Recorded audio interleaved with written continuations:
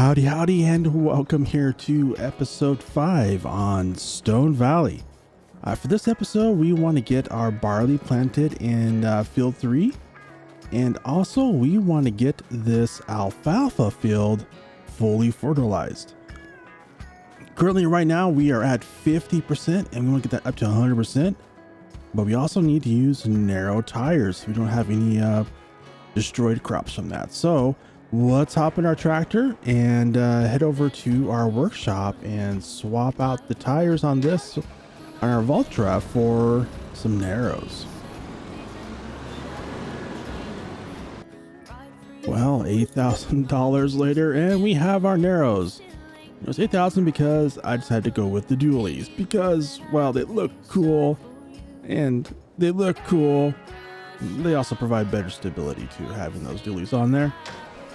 So let me get this started up and back out of here, and then we're gonna need to get a fertilizer spreader, get loaded up with fertilizer, and get started on this alfalfa.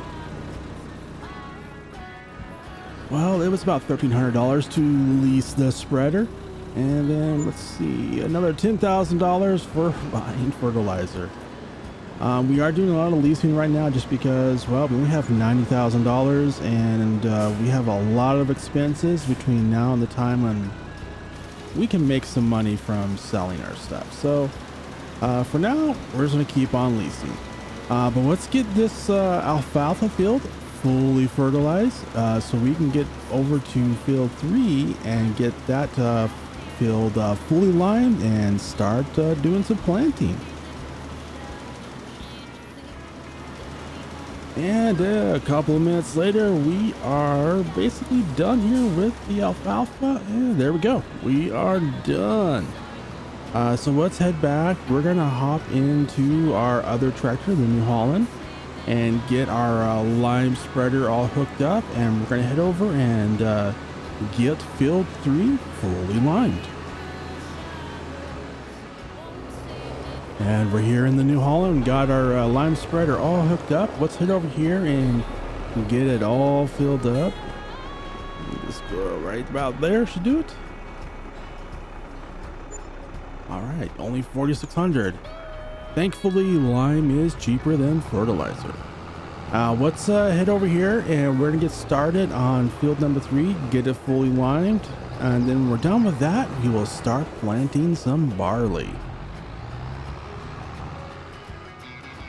Wow, we didn't even get one lap around the field before running out of lime. So we're gonna head back over to the farm and refill our spreader.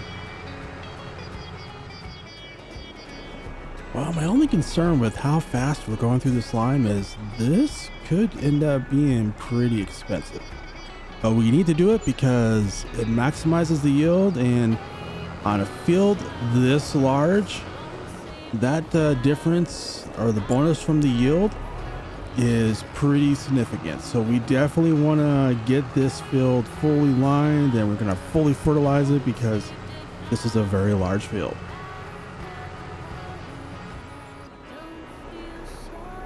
Well, it's been about an hour and we have had to refill this now several times, and this is starting to get expensive. I'm definitely getting a little worried about the cost of this, but we got to do it, and we are starting to get pretty close to being semi done with this field, hopefully soon. I really hope. Oh boy, yeah. Well, let's continue on here and finish getting this fully fertilized. So I'm gonna let our worker finish up with the spreading lime on the rest of that field, and we're gonna head over here, grab all the flour, get loaded onto our trailer, and take it over to our storage shed. Actually, let me just check and see how much do we have left to be made. All right, so we got 101,000 liters of wheat still to process. So we are going to have a bunch of flour. So this should be good. I think we're gonna make some really good money from this. All right, we are back over here at the main farmyard, and we're gonna pull up here and put all of our flour into our shed. I already did grab all of the cherries from our cherry trees and got those pallets all stacked in there as well. So let's get this backed up into our shed here. And then I'm going to do is we're going to get the planter hooked up to this and get ready to start planting our barley. Once the worker's done getting that field fully limed. And our worker is almost done getting this field limed, and I'm going to go ahead and start with the headlands on this field and start planting our barley. Once I get the headlands done, I will probably turn it over to a worker and have them do the rows, because there is a bunch of them, because this field is really, really huge. I mean, it is enormous. That's good. That means we're going to make a lot of money once it comes time to harvest time, which is good because we are spending a fortune getting this field planted and prepped and everything, but it will all work out in the end.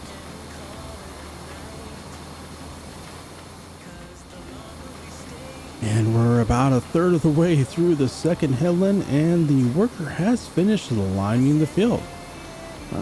However, it looks like he may have parts where I need to go.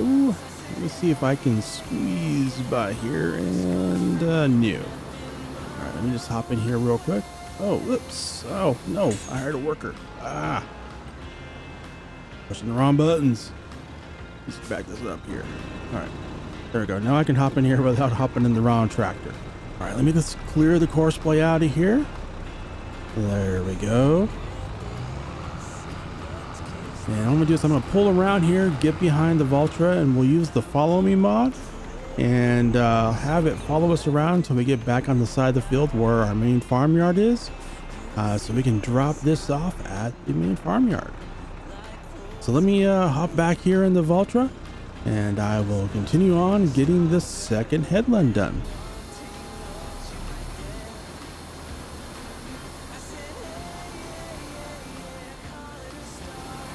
All right, we are back over here in front of the farmyard. So let's just go ahead and stop right here, and let's hop into the New Holland, and we'll stop the worker from following us. And I'm just gonna park this right over here real quick into the entrance to our farmyard, and then we'll hop on and continue on finishing up that second headland before I turn it over to a worker to have them start working on the rows.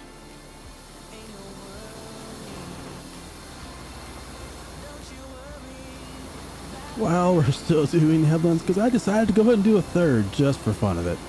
I wanted to make it as easy as possible for the worker to make sure they don't run into the fence or any of the utility poles or anything like that. I want to give them plenty of room to be able to make those turns.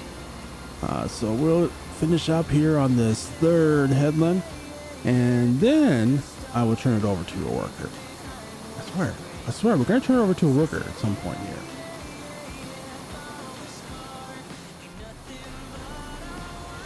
All right, let's grab this little corner here. There we go. Let me just loop around here, and we'll get a worker going on finishing up this field. I did stop by the farmyard and having Philip follow me around so that I won't have to walk all the way back to the farm. It saves time. It just saves time. All right, let's get the course play going, and we're off. All right, so we're gonna let the worker finish planting the rest of this field.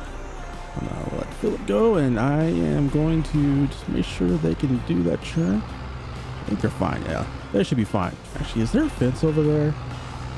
Let's see. Nope, no fence. Okay, so I'm going to let the worker continue on getting this barley field all planted. We're going to head back to the farm, get a couple of chores around the farm done, and we're going to go ahead and wrap it up here. And I want to thank you for watching. And over here on the right side, you see there's a link here to our Osada series as we are doing old school farming. I hope you'll come over and join us for that. That is part of our Friday series, and I hope to see you there. Well, until either there or the next video, I hope you have a wonderful day.